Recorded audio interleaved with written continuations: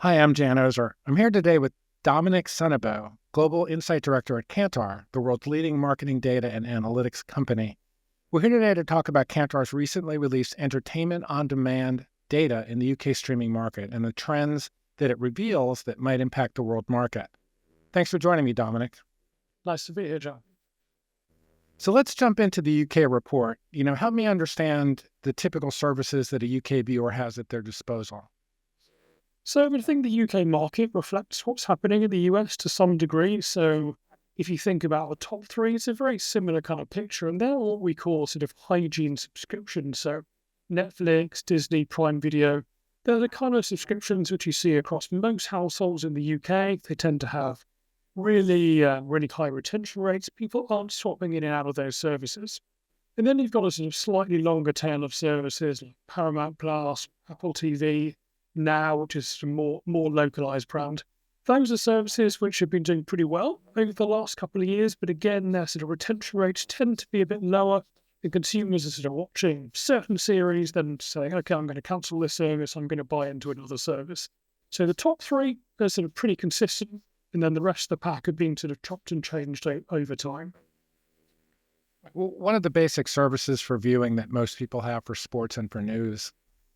So sports in the UK is pretty different. So streaming is certainly growing in that sense, but there's a big pay TV company called Sky that has about half the UK population are actually connected to Sky, and that's where a lot of the sports viewing is happening.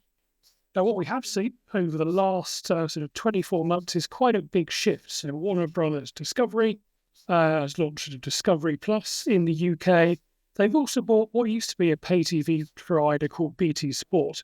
And they're having a very aggressive push into the sports market at the moment. And they actually won the rights to the Olympics for the first time this year. So again, they've got a real sort of momentum behind them at the moment in the UK. Okay. And there are basic cable services that most people have? Yeah, so you've got around half the UK have a cable service like Sky or Virgin Media. They've been flatlining for the last couple of years. And again, I think we're going to start to see that start to fall slightly as you've got this push from sort of sports providers. But one of the sort of main areas of focus they're playing on at the moment is becoming an aggregator. So everyone sort of thought when Netflix and all sort of different streaming services are starting to encroach on that territory, we'd start to see their share go down. What we've actually seen is a really clever play, I think, by some of these pay TV companies, is they've started to build big bundles, which include the likes of sort of Netflix, Disney, and actually for a set monthly fee. So it makes things a little bit easier for a consumer, and it makes their business more solid long term. Okay. So your report says that the UK streaming market is growing with 19.6 million households now subscribing to at least one paid service. What trends are you seeing in the UK that distinguish it from other markets like the US? So I think the UK is quite a distinct market if you compare it to the US. So certainly you've got sort of a difference in background. You've got large national broadcasters like BBC or Channel 4. You've also got something called Freevee, which is access to 30, 40, 50 different linear channels, which generally have pretty high quality ad-supported content in a lot of cases. That means, firstly, there's a lot of the population who decide they don't have a need for streaming services like Netflix or Disney. So still around 30% of the UK don't have access to any streaming services. They're relying on these national broadcasters and linear stations.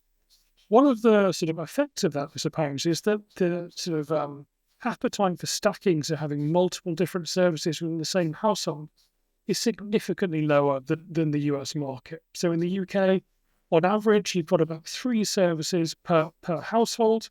In the US, you're reaching close to 6 services at the moment. So that's where you see a pretty big difference. I think one of the other areas where actually we're seeing sort of bigger divergence over time is if you went back 3-4 years and you looked at sort of top 10 shows or movies that people and households were consuming in the UK and you compared it to the US, the lists looked really similar. You've got a couple of tiny differences, but generally they were watching the same thing. If you look over the last 18, 24 months, you've seen a pretty distinct shift. So the UK sort of film and content generation sector is having a really strong time at the moment. So you're seeing a lot of locally produced shows across the UK. being funded by the big streamers, Apple TV, Disney, Netflix. Few examples of those could be sort of big ones like Slow Horses, Ted Lasso. You've got Baby Reindeer. You've got big shows like The Gentleman, The Crown. What we're finding is that increasingly Brits have a tendency to want to watch British shows. So if you look at, for example, the total number of new subscriptions in the UK over the last year, almost 40% of those people were signing up to watch British shows. That's up almost 10% just over the last 12 months. So there's quite a big shift in terms of viewing habits and content preferences. Okay. Nonetheless, and the Disney Plus has maintained the top spot for new subscribers with shows like The Bear and some strong promotional partnerships. Are other platforms adopting similar approaches, I guess, content and the partnership side? I mean, I think certainly Disney's had a fantastic year in terms of content, did really well at the Emmys this year. That's clearly played a huge part. Now, I think one of the key things for Disney is traditionally is had a sort of very much a family viewing type subscriber, of course, very strong sort of classic children's catalogue type content. What it's doing now is it's widening its user base, it's widening sort of content to appeal to different niches within the consumer market. The Bear is a really good example of that. So there's lots of different ways in which Disney's trying to grow, its audience in terms of widening the attraction of its different types of content. But actually what's really driven Disney's growth over the last 12 months particularly is a massive focus on sort of partnerships and promotions. And of course, promotions are not unique to Disney. A lot of people are sort of working on different promotions, whether they be price-driven or otherwise. But what Disney's doing is it's approaching it in quite a clever way. It's coming up with partnerships that other people aren't doing. So it's partnered with a sort of big UK bank called Lloyds Bank. So if you have an account with them, you're able to access the ad-supported version of Disney. It's also just come up with a really interesting partnership with a German supermarket chain called Lidl. Never seen anything like this, but if you spend a certain amount of money doing your grocery shopping every month within Lidl, again, you're able to access Disney Plus ad-supported for free. So again, there's a lot of promotions going on with Disney, but actually the sort of breadth, I think, and the innovation they're showing within those different promotions is what's really helping accelerate their growth at the moment. That's interesting. So that's kind of the SVOD market. What are you seeing in the FAST market? I mean, you're looking at several major competitors. How are they differentiating their products, and how are they making headway or losing headway? So FAST is, again, it's quite a complicated sector in the UK. So in the UK, we have something called BVOD, so Broadcast Video on Demand. And that is effectively either the national broadcasters or the free linear channels providing what we call capture content. So you could go on to, it's called BBC iPlayer, and you can watch any of the content which has been shown on the BBC Live over certain periods of time. And you can stream that in exactly the same way, you would on Netflix or Disney. And of course, as well as the national broadcasters, you've also got ad-supported services like ITV. And they really are having a pretty similar kind of category to the fast players like Pluto, for instance, or Tubi, which was just launched in the UK. So it's quite a crowded arena. Now, I think fast has grown pretty well in the UK. You've got people like Samsung TV Plus, Pluto, newly launched Tubi, all helping to kind of push that growth in the sector. What we've seen over sort of the latter half of this year is something of a slowdown. So Freevee, obviously part of the Prime Video platform, grew very, very fast. And then Freevee, along with the others, have started to flatline to a certain extent.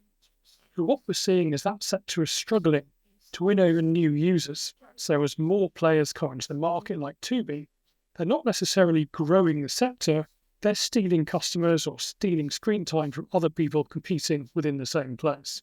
But I think what FAST needs to do and how it needs to grow in the future is widening that pool of customers rather than moving them around between the different services.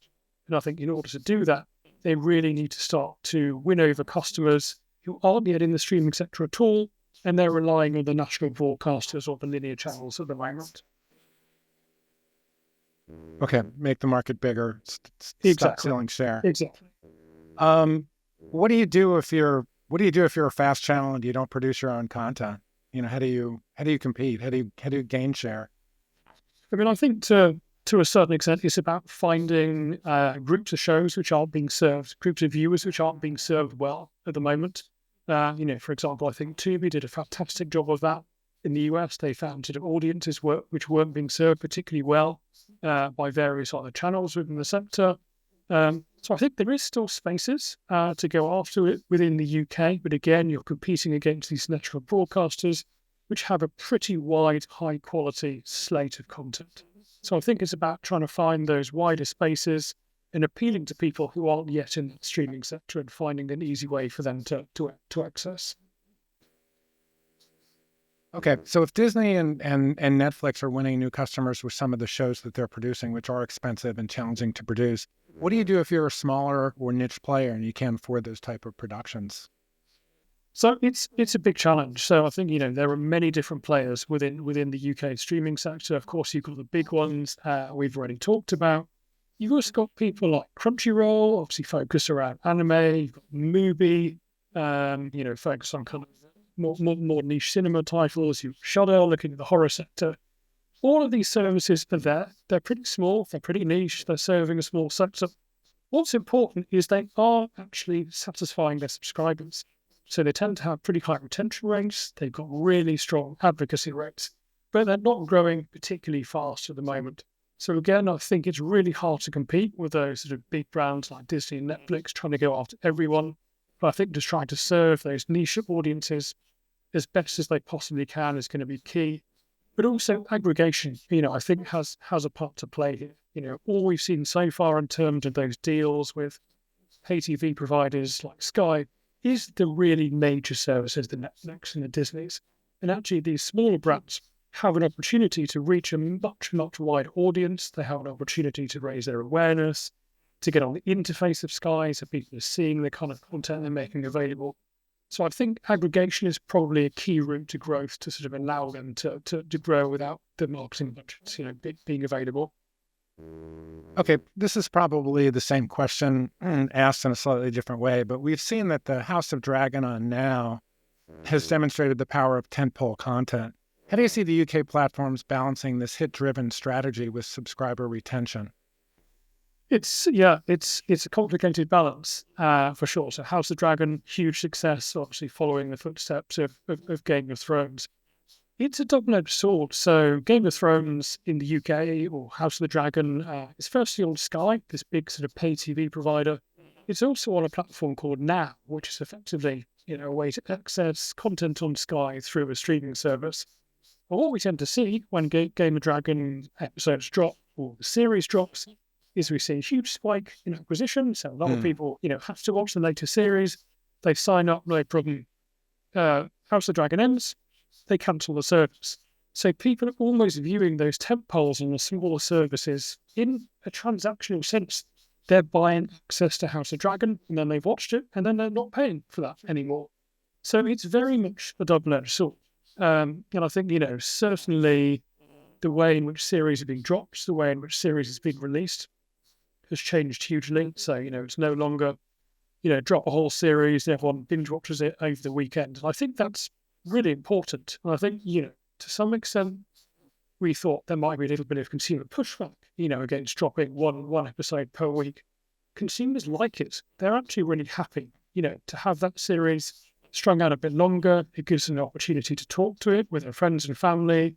Everyone can get to the same stage where they're at in the series, so you can discuss it without sort of spoiling things. So I think that's playing a really key role. And again, consumers are actually on board, which, almost goes against the whole ethos of why VOD started, which was everything there to watch straight away.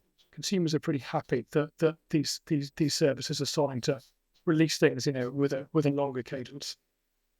So one of the things we saw with Netflix, I guess worldwide, in order to keep subscribers after some of that tentpole content ran out, was they went into cloud gaming and increasingly sports.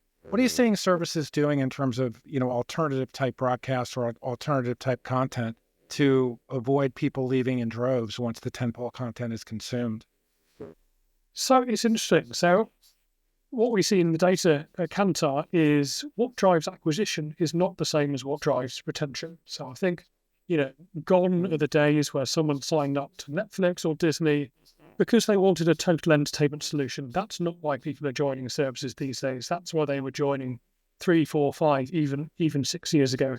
They are joining to watch a specific piece of content 90% of the time. Now, the critical piece here is what happens after they've consumed that bit of content. Now, there's two kind of routes you can take. Firstly, you can do a really, really strong job with your interface, with your sort of CRM, in terms of getting people to discover content you think that they're going to want to watch after that show. Of course, that's a really important part. But we know if that's not successful within the first month, you're going to lose that customer. It's critical to engage them right after they watch that sort of bit of content they were drawn in for. That's one way of doing things. The other way is to leverage your back catalogue content, which they already know. And this is where series like The Office, is a really good example of that. Grey's Anatomy, kind of sitcom type titles that people have been watching for years and years and years. They're sort of comfortable. They know they're going to enjoy it. They play a huge role in sort of, I suppose, keeping people happy between these big tentpole releases. Now, a lot of the big studios, they have these, right? Netflix, Prime Video, they've got these and they can afford to relax a little bit. Take someone like Apple TV Plus, who are building an entire content catalogue from scratch. They don't have this back content. So either they've got to make a decision to buy that, but we've seen signs of that in the US. Apple TV have started to buy in catalogue content for the first time. Otherwise, you risk these customers churning out as soon as they watch that tentpole title. And that is what's happening in many cases at the moment. So what's the price floor? I mean, Apple's $10 a month. I mean, will people stop paying just because they finish watching Ted Lasso for the season? They will, and they do. I think Apple's got a couple of challenges going on. Firstly, in order to build acquisition pretty quickly, it went with the free trial model. And now the free trial model is ingrained within people. If you are not paying for a service, you get into your mind, it's not worth paying for the service. And it can be sometimes a really dangerous place to be. So Disney Plus, for example, one of the most successful promotions, has been $1.99 for 3 months. It's not a lot of money, right? But it's got people used to the fact they are paying for this service. Apple never did that, and their free trial offer has been going on ever since they started the launch of that with that specific service. So what people are doing is they are often treating Apple TV Plus transactionally. They're buying a show, they're moving out, or they're waiting till the end of the free trial and then they're dropping off. So it's a real challenge for people at Apple, which are in that situation. It is hard to get out of, to get people to be in the habit of paying for this service when they're so used to not do it. How popular is Slow Horses over there? Very popular, very popular. It's Yeah. been in the top 10 pretty much ever since it came out. Much more popular, I would say, actually, in the UK than the US. It's obviously a British show. It's also done well internationally. But yeah, one of their most popular shows, probably sitting alongside Ted Lasso. Yeah, even though Gary Oldman hasn't apparently shampooed his hair in 4 seasons. So let's talk about ad-supported models. They're on the rise. What metrics are you seeing that indicate whether these are going to be successful or not over the long term? I mean, AVOD has had an explosion in the UK. It's had an explosion for a number of reasons, mostly because of Prime Video. Right, so Prime Video took a very different approach to operators like Netflix or Disney, where they effectively said overnight, we're moving you to AVOD unless you're prepared to pay to get rid of the ads and pay for the premium service. That meant overnight, pretty much 70% of their entire base were suddenly AVOD consumers. And you saw in the UK, start of the year, about 18%, about 1 in 5 households had access to an AVOD service. It's now almost 40% over a 12-month period. So it's been a huge, huge shift, really. I think, in terms of where AVOD's going, sort of the indicators going forward, AVOD is not going away. Whether consumers want it or not, it's not going away because it's crucial to the bottom line of these different services. When you think about markets like the UK and the US, and you're nearing sort of almost peak penetration rates in those markets, they've got to grow the bottom line in a different way. But I think you've kind of got that. So the studios and the services want to push it, but actually consumers want it as well. So we've seen clear, sustained growth in terms of acceptance for ads to receive a cheaper monthly fee. Consumers are asking for this. And I think particularly, after years of, very, very high levels of inflation, people are still feeling a little bit price sensitive. They're still feeling that if they can have a cheaper option, that's going to be attractive to them. Now, I think one of the crucial things at AVOD is where we're seeing the growth in AVOD, if you take out Prime Video, is in new subscribers. So people subscribing to Disney or sort of Netflix who were to subscribe before. And we know it's human nature. If you're offered a list of different prices, mostly you go for the cheaper one, right? That's just kind of human nature. And obviously that's the ad-supported service. What we're not seeing a great deal of is people who are paying for the ad-free service saying, I want to save £2 a month, I'm going to trade down to the ad-supported service. So that's a kind of key thing. So what we're sort of saying there is if AVOD is to continue to grow, there needs to be overall growth in subscriber numbers because that's where that ad customers are coming from. If that overall growth slows down, I think what we're going to start to see is an increase in the price of that premium service in order to force people to trade out to the ad service. Are you seeing the ad offerings and specifically the targeting capabilities of the ad offerings keeping up with the services? I mean, the promise of digital TV or CTV was, precise targeting. Are you seeing that happening both in the UK and worldwide? Yeah, I mean, I think generally speaking, it's a really fast-growing sector, but I think the fundamental shift over the last 6 months, actually not even the last 12 months, is that, there's this battle going on between pay TV and linear and the sort of VOD guys, and pay TV and linear were saying, we can reach everyone. Tell me who you want to reach. We've got them as part of our sort of viewership target. If you go to VOD, you're going to be having AVOD, you're going to be having a pretty niche audience. We know sort of mix marketing is the way forward. That argument doesn't work anymore. You've got 70% of Prime Video customers on the AVOD tier. You've got Netflix growing their AVOD tier rapidly. And suddenly they're able to reach, pretty much the same audiences that these linear guys were reaching previously. So they've got, more information on them often than linear audiences has. They know a lot about their sort of preferences, what they're watching, who they are. So in terms of that sort of targetability, I think it's going to put a lot of pressure on the sort of linear mainstream TV channel, in the future. Okay, this could be a little bit outside your bailiwick, and if so, just let me know. But the whole emphasis on privacy and protection of data like that, that's really had an impact on advertising in general. How are you seeing that impacting CTV? And I guess you've got the walled gardens where they have tons of data, but if you're not a walled garden, how do you compete with the walled garden who has that data that you don't have? Yeah, I mean, I think to a certain extent, people on streaming services are just less aware that they're being targeted in the same way as they might be if they were sort of doing shopping on Google or, go onto Facebook and you see the same ads. They're just not quite as aware, that sector has the same capabilities. I think there's also another view that consumers often like ads which are relevant to them. If I'm not into gardening, I don't want to see ads for a garden centre. We sort of asked, about 20,000 people across the UK, do you want to see ads, which are targeted based on their interests?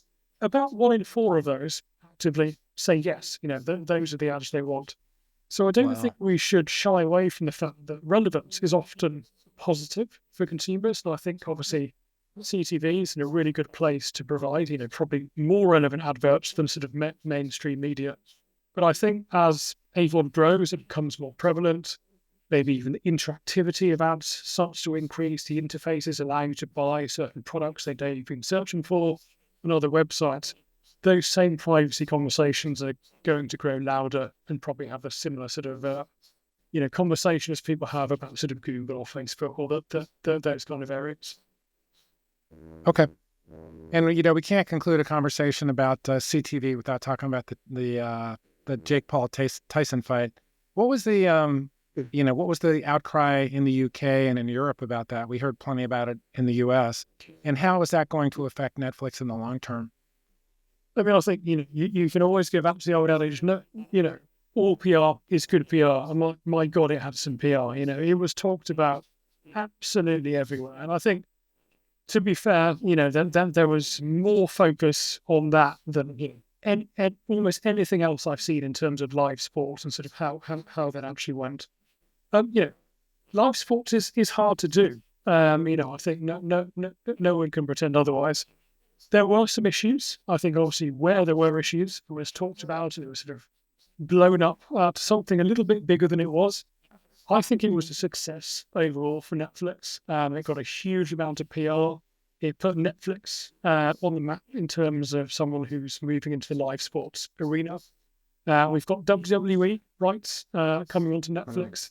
So again, they probably learned a lot from the Tyson fight in terms of how to manage that, particularly from a bandwidth and sort of latency perspective. But I think it was a success for Netflix. I think overall, people talked about it, people tried to watch it. Netflix will take many lessons from that, and I think going forward, it's only going to accelerate.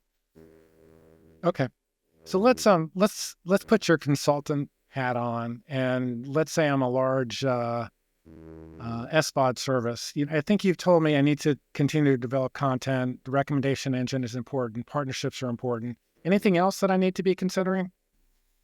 Yeah, I think interface is one, that probably doesn't get talked about enough, but it actually plays a really key role, mostly in discovery of new content.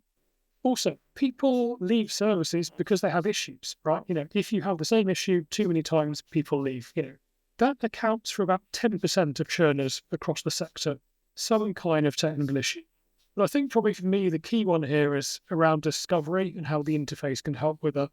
And I can give you a couple of stats just to show the scale of Netflix's lead in this area. So across all of the UK, amongst people who have a streaming service, when they are looking to find new content to watch, over 60% of them go to Netflix first. And it's most likely the first service you go to is likely to be the service you find something to watch on. And you kind of think, as all these other services have launched across the UK and worldwide, that lead would start to be reducing over time. It's getting bigger. So that's a kind of unspoken superpower Netflix have, is that sort of discovery phase. They can get people to watch something when they don't know what to watch. If they don't find something on Netflix, they'll go to Disney, they'll go to Prime Video. But the reality is most people go there first looking for inspiration. So I think that's a hugely important point. Ease of discovery, the quality of the recommendations play a huge role in share of screen time.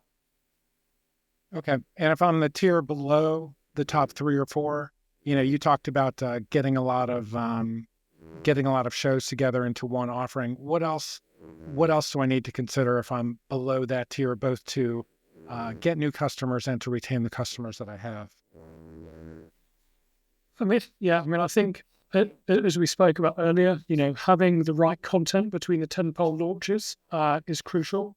So, thinking about that sort of catalog, relaxed, comfortable, familiar content people know and love, that helps keep people satisfied between the tentpoles.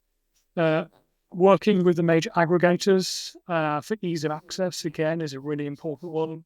So, working with sort of pay TV providers like Sky or sort of Prime Video as an add-on channel just makes that whole experience neater for people.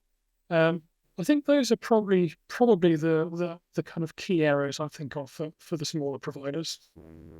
Okay. And what about FAST? If I'm a FAST channel trying to compete both in the UK and worldwide, what are my priorities? I think it's really hard to compete across everything. So I think you've got to find, where are you trying to play in the market? What audience are you trying to go after? Because the reality is that mainstream audiences are already really well served, often by the national broadcasters.